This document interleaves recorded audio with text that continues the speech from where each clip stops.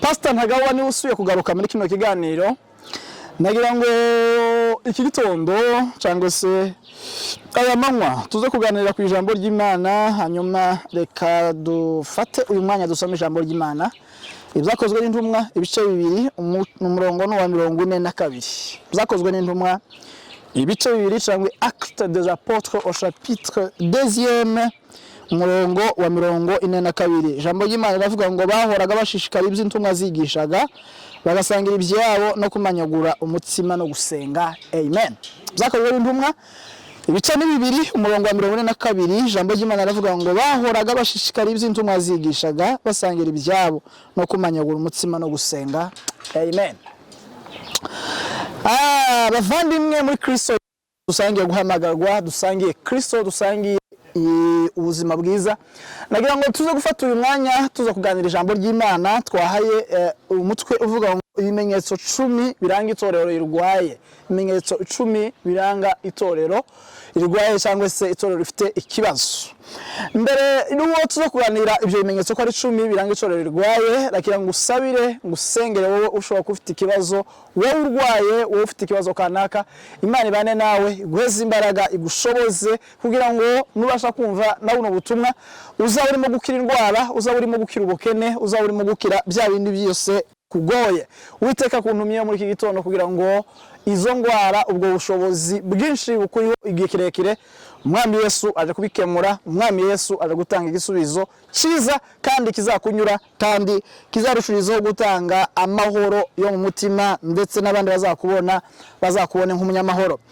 Hanyuma nagira ngo tuze kuganira ijambo ry'Imana nko twari tuvuze ngo ibimenyetso 10 biranga itorero rirwaye. Mbere yuko tuza kubiganira ko ari 10 mu kanya gatoya ku minota 10 cyangwa 10 ningahe, nagira ngo nkwibutse ko itorero ari ubumwe bw'abizera batuye mu isi ariko bari hanze y'imikorere y'isi. Ibyacu twebwe nk'abantu bagaragara cyangwa se nk'abantu bazima, iyo tuvuga itorero ari ubumwe bw'abizera batuye mu isi ariko bari hanze y'imikorere y'isi, hari kandi kiyongeraho ko bagomba kuba ari na bazima mu mubiri. Kuvuga ngo twebwe nta maeglise loko, ibintu tugana twita maeglise sepake n'indi meze nk'izo, twebwe abo twita itorero, abo twita abakristo mu bumwe bw'abizera batuye mu isi, bari hanze y'imikorere y'isi azima mu mubiri batarapfusha, kuko abapfuye mu mubiri twamaze kubazimya mu bitabo byacu by'amakanisa, ariko muri Kristo Yesu ni ubumwe bw'abizera batuye mu isi bari hanze y'imikorere y'isi bazima cyangwa bapfuye bapfushije umubiri, kuko aho bari barapfuye bizeye niho turi, kandi natwe aho turi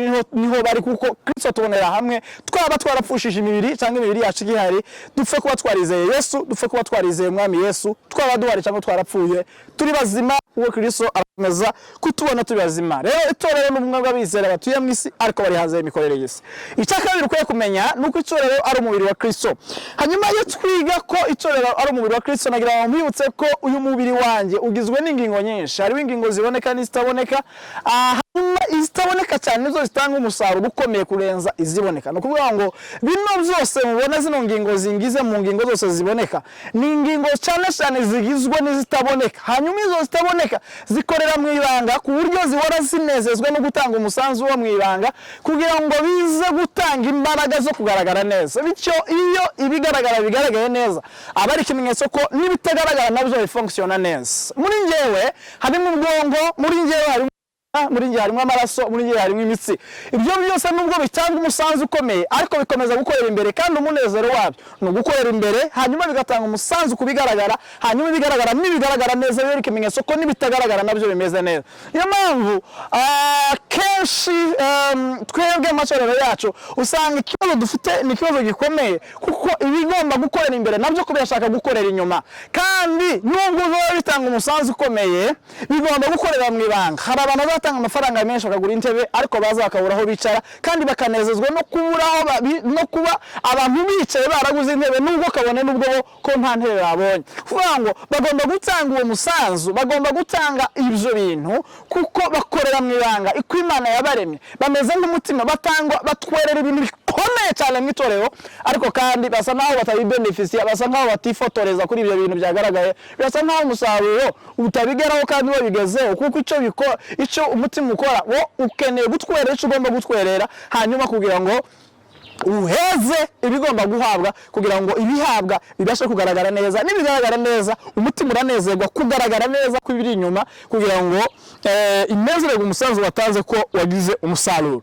Nanone nk'ibi biganza byanje bikunda kuba bihura n'ibiryo igihe cyinshi turisha intoki, Abanyafrika benshi ndetse n'abandi batandukanye aribwo turisha intoki uretse kuresha amafurushete n'ibindi bimeze nk'ibyo.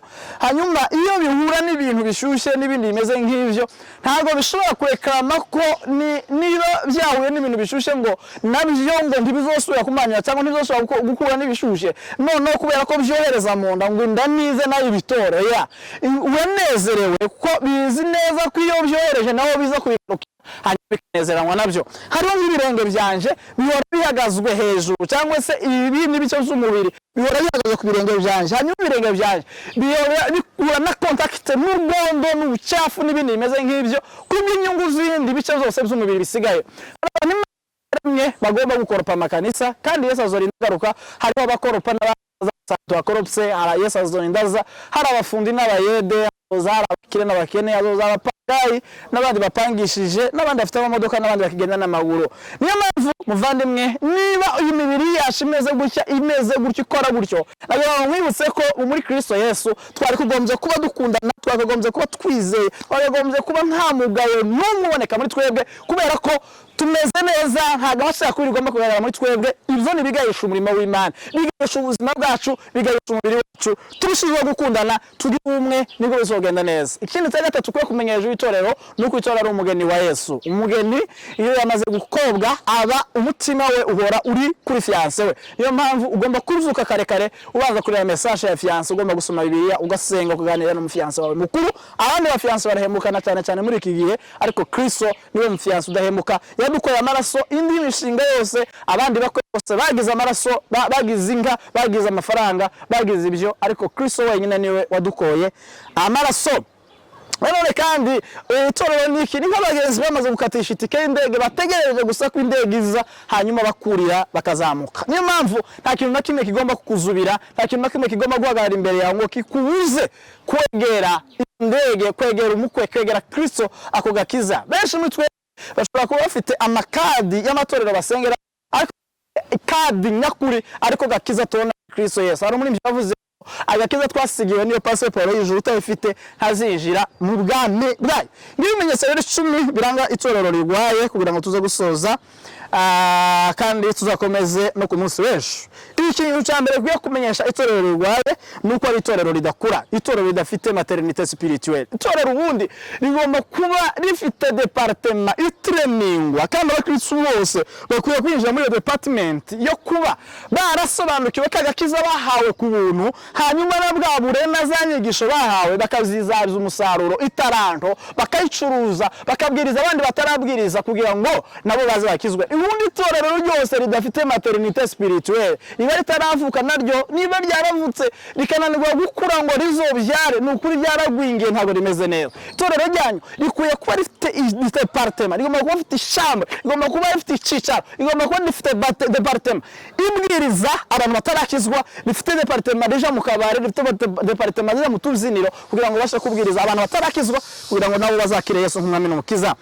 Cyakabiri kiranga itorero rigwaye ni guhora mu manama adakurikizwa kuruta kuja mu masengesho no kumva ijambo ry'Imana. Niba itorero rifite inama nyinshi ariko ni inama nanone zagiyeho ntizikurikizwe, hanyuma nanone abantu bakagira umwanya muke wo gusenga no kumva ijambo ry'Imana, iryo torero riba rigwaye. Itorero rikwiye kugira inama nkeya ariko nyinshi kandi nanone zifite umusaruro kandi zikurikizwa kuruta kugira inama nyinshi zidakurikizwa kandi nanone nta n'amasengesho kandi ijambo ry'Imana biga. Nukuvuga ngo itorero rifite inama nyinshi zidakurikizwa, iryo torero riba rigwaye.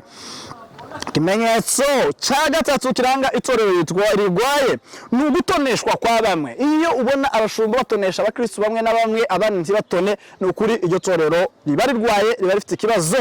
Hari abatonesha kubera impamvu z'amafaranga, hari abatonesha impamvu zindi zitandukanye. Ibyo ntibikwiye kuba mu bana b'Imana. Abakristo bose ni bamwe, bakwiye guhabwa agaciro kandi buri muntu wese akomba guhabwa agaciro. Icya kane kiranga itorero rigwaye ni itorero n'itorero ridakuza abavuga butumwa muri ico kibanza ahubwo bagahora batumira abavuga butumwa bakure. Itorero ribeshejwe n'abavuga butumwa bakure abari nk'urugo rutuzwe n'imboga zo gusaba no komeza kwaruza, komeza waruza. Itorero rikwiye gukuza abavuga butumwa muri iryo kanisa kuruta gutumira abavuga butumwa benshi bo hanze iryo torero. Ubundi itorero n'umuryango mwiza ukwiye kwiyubaka, ukwiye kuzitira, ukwiye kuba ufite ibintu byose bikenewe kugira ngo wa muryango ushirizo kuba. Ntabwo mugomba gutungwa n'abashitsi, ntabwo mugomba gutunga, ntabwo mugomba gusabiriza, ntimugomba itorero ntigomba kuba ari nk'impunzi ngo rikomeze risabirize ibizuku, risabirize amavuta, risabirize umunyoya. Itorero rigomba kuba ryihagije, abavuga butumwa bakwiriye, abasenga bakwiriye, abarimu b'ijambo ry'Imana bagomba gutraininga kugeza ku rwego itorero rizafite abavuga butumwa bakwiye, abanyamasengesho bakwiriye, aho gukomeza musaba, aho gukomeza mukomeza mwaruza nk'abantu batazateka imboga bakomeza baruza hirya no hino. Oya, itorero rigomba gukuza abavuga butumwa muri ico kibanza kuruta gutumira abavuga butumwa bakure. Kini rero kiranga itorero rigwaye n'uguhindagura abayobozi hato na hato nta n'impamvu zabaye, gukomeza kugira amamitation y'abayobozi hato na hato kandi nanone nta n'impamvu yabaye. Ikimenyetso cya gatandatu kiranga itorero rigwaye ni umutungo waryo gukungahaza bamwe mu bayobozi aho kurusha gufasha ingorwa n'imfubyi n'abapfakazi. Iyo itorero rikomeza gutanga amafaranga ariko amafaranga asanga ni umutungo wamwe mu bayobozi kurenza uko rifasha abakene n'imfubyi n'abapfakazi, cyangwa se ifaranga ntizije muco izagenewe, ugasanga amafaranga yatorewe abavuga butumwa ariko abapasiteri nibo bayariye, ugasanga amafaranga n'ayatorewe abapasiteri ariko bayaguze bafre, amafaranga ya bafre bayajanye mu bindi. Ivyo bintu rero usanga itorero rifite ikibazo kandi nta organisation rifite yiza, usanga rigwaye. Ikimenyetso cya kabiri ranga itorero rigwaye nukuta n'itorero ritazana impinduka, itorero ritazana impact. Nigute itorero ryawe bavuga ko risenga kandi ribwiriza ubutumwa bwiza rikaba riture mukaba mugize imyaka 20 akabari yakaza kuzamuka, ndetse na bamwe mwari mubanya mu itorero basohoka baje muri kakabari mutura, ahubwo mwebwe mukugira impact ubu byose mukababwiriza kugeza ubwo bazaviyo bari kugira ngo baze bakire Kristo nk'umwami n'umukiza.